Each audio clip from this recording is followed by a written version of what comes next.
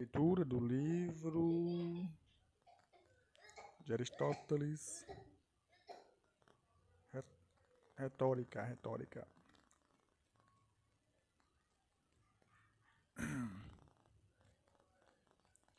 4. Inicialmente devemos verificar quais são os tipos de coisas boas e más a respeito das quais a oratória política preconiza. Ela não lida com toda a sorte de coisas, mas somente com aquilo que pode ou não vir a ocorrer. Acerca daquilo que existe, ou que evidentemente existirá, ou quanto ao que é impossível existir ou ocorrer, nenhuma recomendação pode ser dada. Tampouco, ainda, pode-se aconselhar quanto a toda uma classe de coisas que pode ou não ocorrer, pois tal classe inclui algumas coisas boas que decorrem naturalmente e algumas que decorrem acidentalmente. E sobre isso é inútil oferecer conselho. Claramente, só é possível aconselhar quanto às questões acerca das quais as pessoas deliberam. Questões, em especial, que dependem, em última instância, apenas de nós mesmos, e as quais temos o poder de fazer acontecer. Afinal, reviramos algo em nossa mente até termos alcançado a clareza quanto à nossa capacidade de realizar aquilo ou não. Agora, enumerar e classificar com precisão os assuntos habituais dos negócios públicos e, além disso, enquadrar tanto quanto possível suas decisões verdadeiras. É tarefa que não devemos assumir nessa ocasião, pois não pertence à arte da retórica, mas a uma arte mais instrutiva e a um ramo bem real do conhecimento. E do modo como é dada, foi atribuído à retórica um assunto muito mais amplo do que estritamente lhe cabe.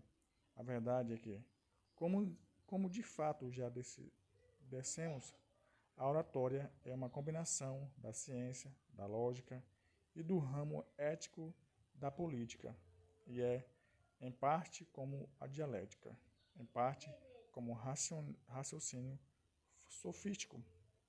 Mas, quanto mais tentamos tornar qualquer das dialéticas retórica e não o que realmente são faculdades práticas mais ciências, tanto mais estaremos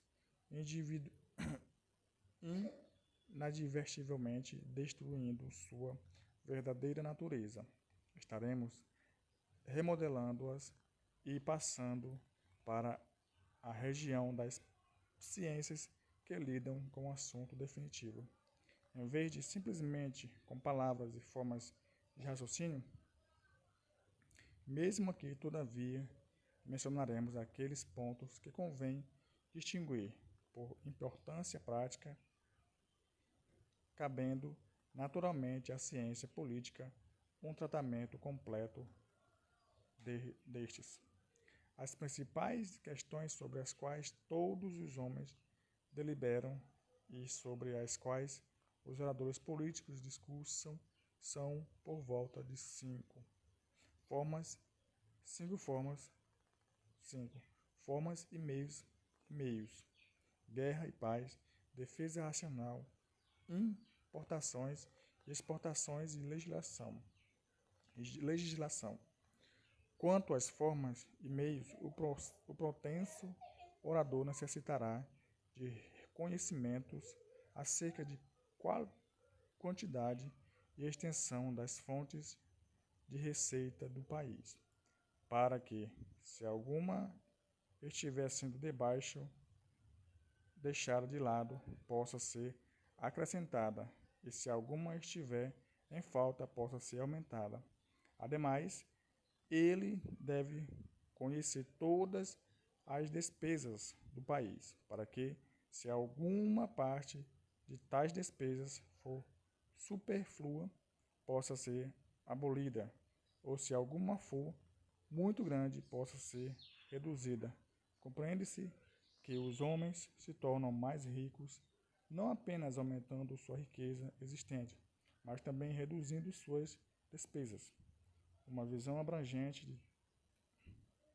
de tais questões não pode ser obtida exclusivamente pela experiência em assuntos internos, para poder-se preconizar quanto a tais assuntos. Um homem deve estar intensamente interessado nos métodos desenvolvidos em outras terras.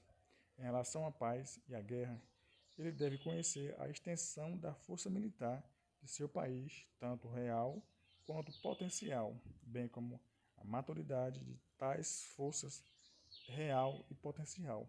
E além disso, quais guerras seu país travou e como fez. Ele deve saber de tais fatos não apenas a respeito de seu próprio país, mas também de países vizinhos e também de países com os quais a guerra é provável, para que a paz possa ser mantida com aqueles mais fortes do que o seu, e para que o seu possa ter poder para guerrear, ou não contra, ou não contra aqueles que são menos fortes. Ele deve saber ainda se o poder militar de outro país é igual ou diferente do seu.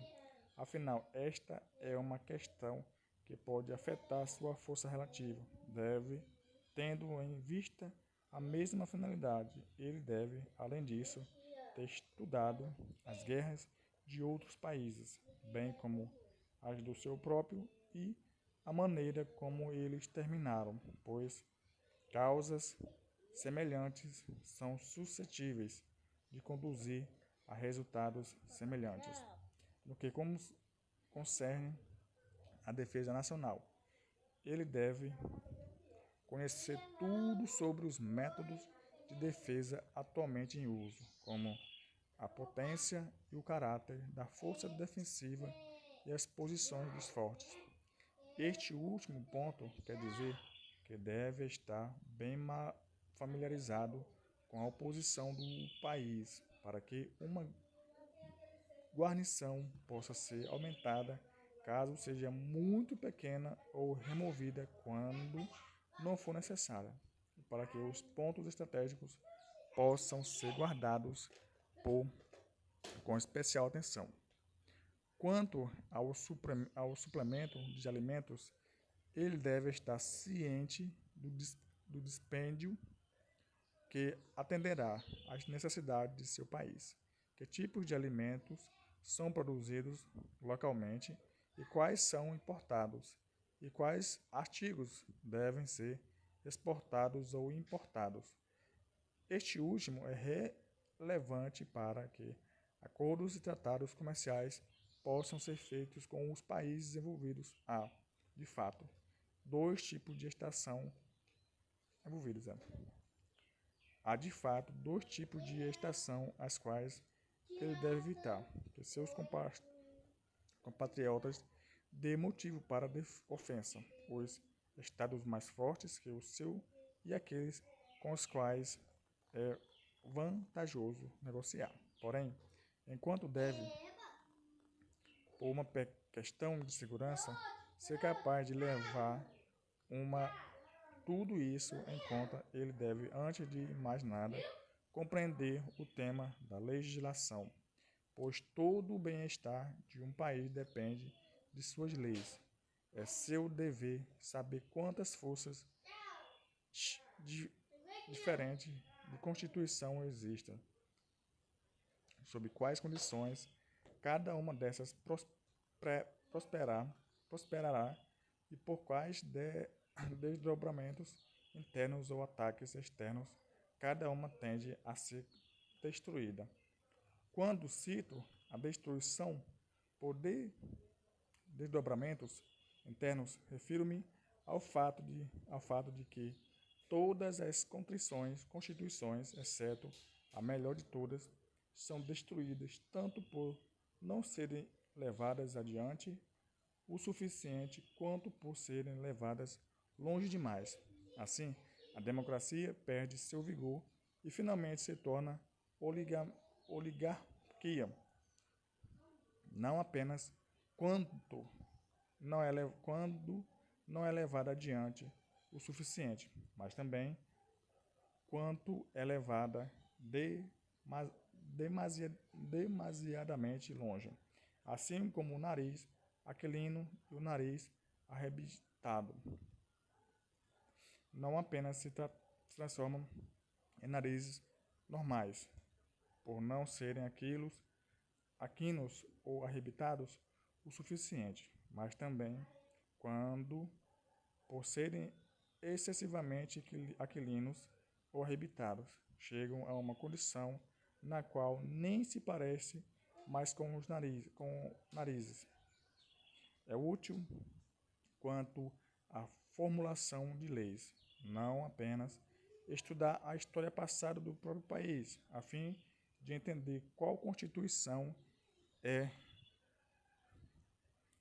desejável para ele agora, mas também ter conhecimento das constituições de outras nações e então aprender para quais tipos de nação os vários tipos de constituição são adequados. A partir disso, pode-se perceber que os livros de viagem são úteis à legislação, uma vez que deles podemos aprender sobre as leis e os costumes de diferentes raças. O orador político também achará úteis as pesquisas dos historiadores. Entretanto, tudo isso é assunto da ciência política e não da oratória. Esses são, de fato, os tipos mais importantes de informação que o orador político deve possuir.